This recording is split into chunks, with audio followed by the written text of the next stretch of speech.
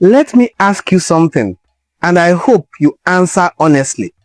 If being Igbo was a sin, why would God create us Igbo in the first place? Think about that. A few days ago, I watched an old video of Reverend Father Ejike Mbaka speaking passionately, not shouting, not condemning, but lamenting. He said something painful, that Ndi Igbo are abandoning their culture in the name of Christianity. And it hit hard because it's true. Today's video is not an attack on the church. It's not an attack on Christianity as well. It's a mirror. Let's talk honestly about faith, culture, and how we lost ourselves while trying to please God. We threw away everything. We new religion began. Apart from my idolatry, it was a drop. We still handle all this in our native tradition and culture. My way, my culture. I buy a kit, me bank, I got, and I was cake, it was an about. What I want to take to say. And I tell you, Not of you, big job, we can. oh, children. It was like a white woman and the buy. I to tell you now. Like a man and my mamma, Rundine, Temple, and the Uber, Chop, I'm going to have you, me, Hannah. I know, better for the next farming season. In a natural good. But I don't know, where are you from? Get that. Not again. Who's so good is it?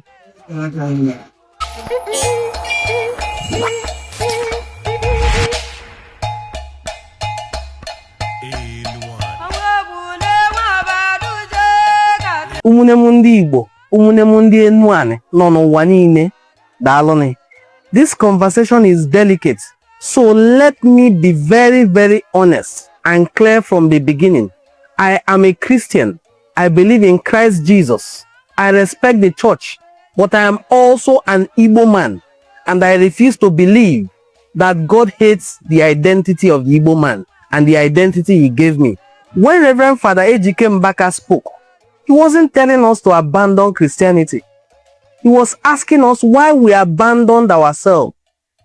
And that question deserves an answer, a very honest answer.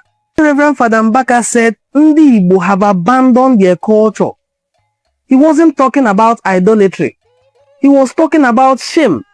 Shame in our language, Ifele. Shame in our names, Ifele. Shame in our clothes. Shame in our dance. Shame in our tradition. We equate being serious with God with acting foreign. Something that came with colonial mentality. Somewhere along the line, holiness became confused with culture and self-erasure. We forget ourselves, we forget our culture in order to fit in when we are meant to stand out as Ndi Igbo. Let's be very honest with ourselves. Many of us were raised hearing things like, that is paganism, don't do it. That is fetish, oh no. This is from the village, don't do it. But nobody explained context. Nobody separated culture from worship. Nobody taught us discernment. Fear replaced our understanding. And fear is a terrible teacher. We forgot that Christianity entered Africa through people with their own culture. Christianity is a faith, not a culture. Faith deals with morals, values, and relationship with God. Culture deals with language, dress, dance, names, greetings, community lifestyle. In fact, it is defined as the totality of the way of life of a person or a people. Jesus is not on record to have destroyed the Jewish culture. He lived inside it. He wore Jewish clothes. He spoke their language. Why must an Igbo Christian pretend not to be Igbo to be accepted as holy? If our dressing is Isiagu, as a man, wear your Isiagu. If our dressing is a red cap, I like this video that is playing in the background. Look at this very strong and powerful Igbo man. The way he is walking down the altar at the Vatican wearing his Oume. He is an Ozo title holder. And he appears before God as an Ozo title holder. You cannot derobe yourself before your father.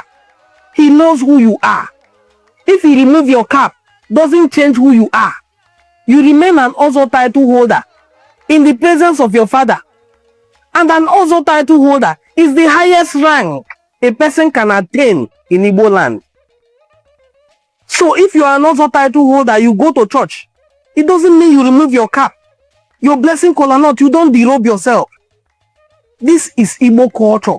And I love the way this our brother at the Vatican portrayed it during his child dedication that went viral recently. They also said prayers in that mass in Igbo language.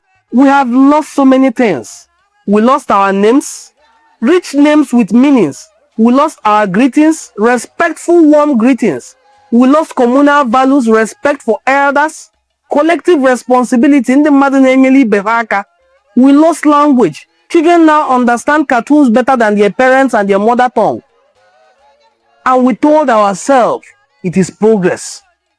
But is progress losing your own cultural roots? How is that progress in any way?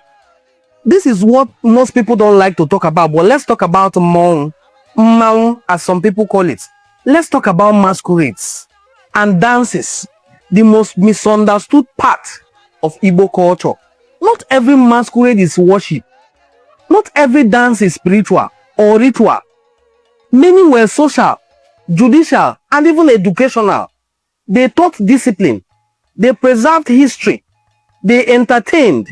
But we labeled everything demonic because it was easier than understanding them. It was easier to label them bad. Discernment takes effort, not comfort. As when they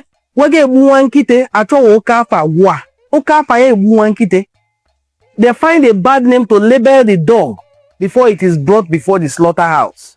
As you saw earlier in the video, when Reverend Father Ejike Mbaka spoke, you could hear pain, not anger. Pain that a people rich in culture now mock their language and their heritage.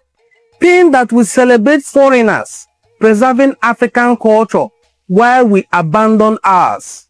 Pain that will confuse colonial influence with godliness. That pain is valid. Umunnem no monnam. My Igbo brothers and sisters, being Igbo does not make you any less a Christian. Speaking Igbo does not make your prayers weaker. Wearing isiagu does not offend God. Dancing at a festival does not cancel your salvation.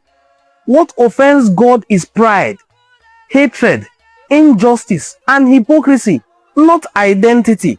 Your identity as only Igbo does not offend God in any way. That you identify with Igbo culture does not offend God. If we continue like this, our children will inherit faith without identity. They will know Bible verses, but not their roots. And when identity is lost, confidence is lost. A people without cultural grounding are easily manipulated. And that is the danger Reverend Father Ejike Mbaka was warning us about. Christianity should refine culture, not erase it. Remove what contradicts love, justice, and dignity, but preserve whatever builds community, respect, and identity of our people. God is not afraid of our culture. He created diversity for his own personal amusement and enjoyment. God likes to enjoy as well. If we are made in God's image and we like enjoyment, God also likes it. Ụmụ Igbo, tetakwanụ n'ụla, saa na anya unu na mmiri. Christianity did not ask us to stop being Igbo. It asked us to be better humans. You can love Christ and love your culture. You can kneel in church and still stand proud as Nwafu Igbo. Reverend Father Ejike Mbaka reminded us in this video that we played of something important. Let's not ignore it. If this message speaks to you as Nwafu Igbo, please let me see your comment in the comment section without insult, without fear, because saving our culture is not rebellion. It is responsibility that you and I should bear. Dalone, kodikwa no gozo.